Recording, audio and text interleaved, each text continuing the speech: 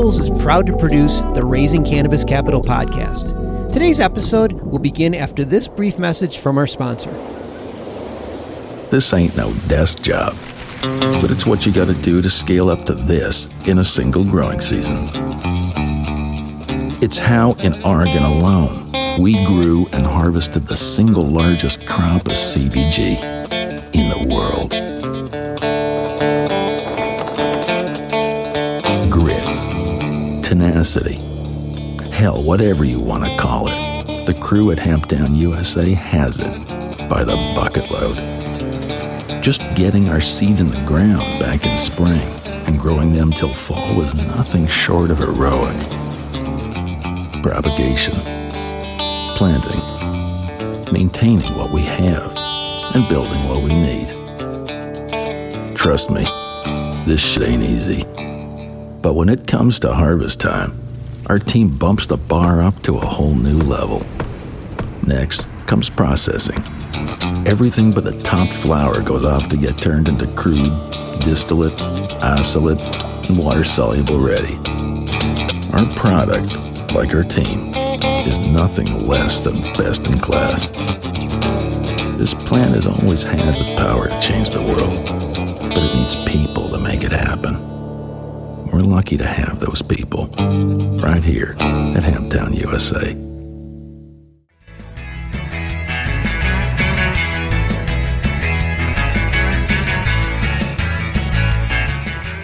You've reached the point where you could go public. The main purpose, main business purpose, is to get liquidity or money for owners, to get money for the business, raise money, or to use the stock of the company as an acquisition currency. From MJBulls Media, it's the Raising Cannabis Capital Show.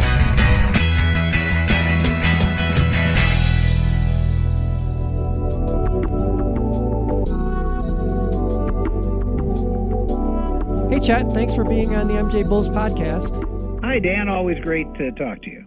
Today we're continuing our series, Things to Know When Raising Cannabis Capital, and we have Chet Billingsley from Mentor Capital to talk to us about the life cycle of raising capital. But before we jump into that, Chet, you got to tell our listeners how a West Point, Harvard, MIT grad with just $1,000 started Mentor Capital in Silicon Valley in '85 and grew it to one of the most successful publicly traded cannabis investment firms in the country. Well, GE was going to send me to Schenectady, New York, and I was in Silicon Valley. I thought, well, I sort of liked California, so I started, had $1,000 and bought a suntan center and grew that into a chain of suntan centers and gyms and trucking companies and all manner of things. Took that public with a Reg A offering. Then came down from Silicon Valley down to San Diego, invested in the cancer space. Okay. And I studied difficult to treat cancers at MIT. Then that particular sector had the legs chopped out from under it. It was cancer immunotherapies by the previous administration. And I said, well, what am I going to do? And somebody approached me and said, would you consider a cancer treatment in the medical marijuana space? And my first reaction was, you've got to be kidding. I've got more white hair than gray hair. It's like asking a chicken to go surfing in the ocean. But the scientist in me said, well, this is a fantastic treatment for cancer patients, and I should give it a look. And I felt I could contribute by adding additional medical expertise and investment professionalism and integrity to the space. So we started in 2013 and have been at it in this space ever since. So 2013 is when you started, and you've been investing in different cannabis companies since then. Yes. Well, you have a lot of experience in raising capital and running companies, so I think you're the perfect person to talk to us about the different stages of raising cannabis capital. So, why don't we just jump into it? What's the first stage of raising capital? The first thing you're going to do is put up your own money. So look to your own resources, and one of the easiest things to do is use a credit card. It's almost impossible to get a business loan, but it's very easy to get credit card loans, and that usually will get you started. I know that scares people, but most people that aren't in business would be shocked how many people funded their business on the back of credit cards to get it going. So now that you've got it up and running, what's the next step? You start with a friends and family round and try to get as much as you can, and you have to be responsible as you're doing this. Don't take more money from people than they can afford. And it's always good when you're talking to an investor to be able to say, well, my mother is in the deal. Really? So that's a great little psychological tip. I want to take a minute to tell you about some really innovative things that our sponsor, Cream of the Crop, is doing in the cannabis space. Their brand is on fire. They have the 5th best-selling indoor flower brand in the state, and they're profitable, growing their business at 10% a month year to date.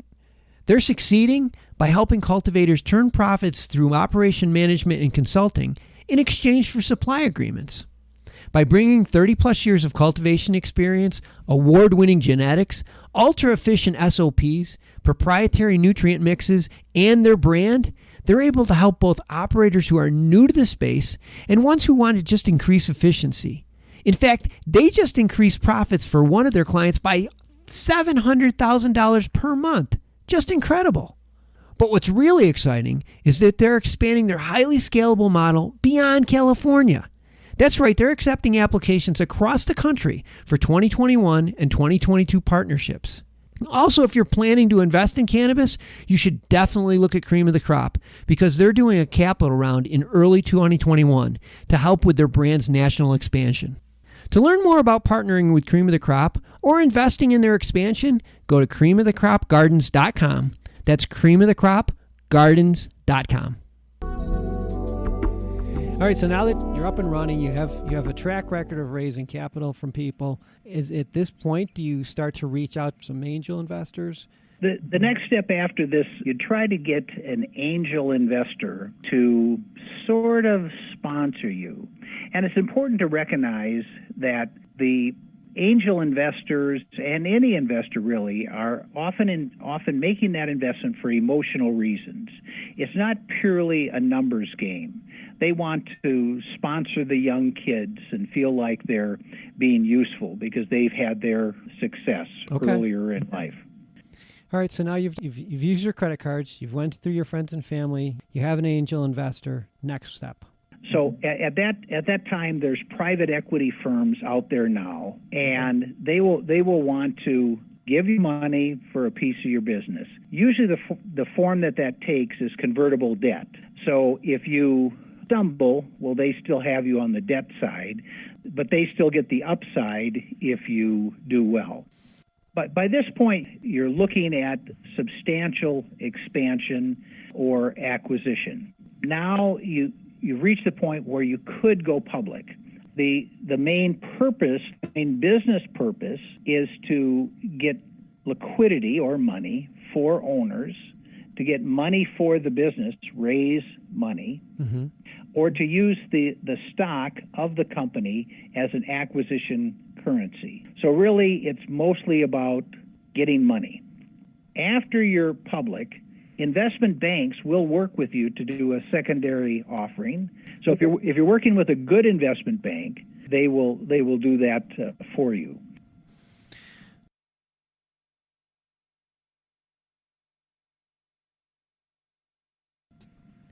I mean, we've been speaking with Chet Billingsley, the CEO of Mentor Capital, which, by the way, all of Mentor Capital's information, including Chet's email, is on the MJBulls website at MJBulls.com. Chet, we didn't talk about this when you were telling us your story, but Mentor Capital is a publicly traded company. And if somebody was interested in purchasing shares of stock in your company, what's the symbol?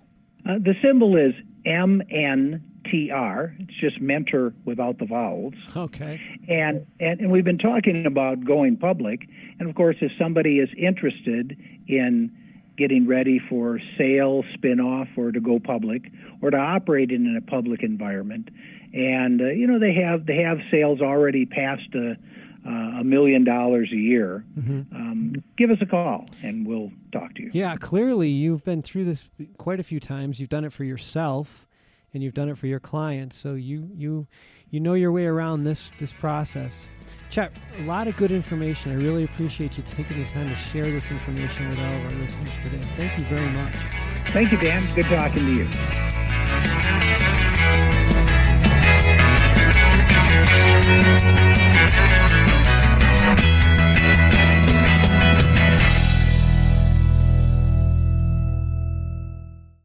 Crappie's Feel Better Company is a cannabinoid CPG company with a line of easy-to-use CBG, CBD, and CBN products built for the weekend warriors, the weekday Zoomers, and anyone in between.